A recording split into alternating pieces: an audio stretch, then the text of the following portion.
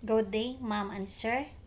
My name is Josie Lagdamin, 39 years old, a college graduate with a background in nursing aid.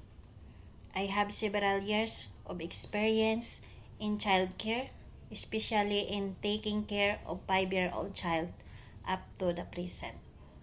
I am patient, responsible, and very attentive to the child's safety, daily needs, and routines. I am also experienced in household work, including cleaning, organizing the house, hand washing clothes, and car washing.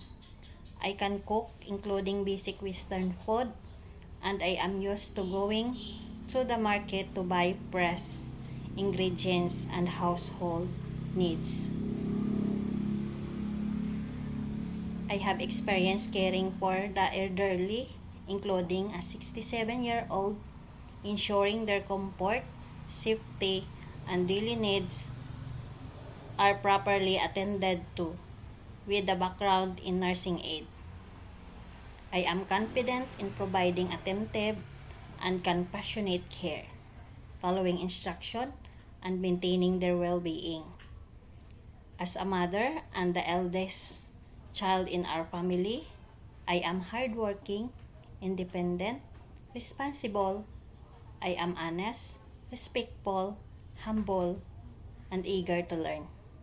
I am applying for this job to support the studies of my 2 children, as my husband passed 1 year ago. If you give me a chance, I will promise to do my best in taking care of the child, managing household chores, cooking, and other duties, so that you will not regret choosing me as your helper. Thank you very much and have a good day.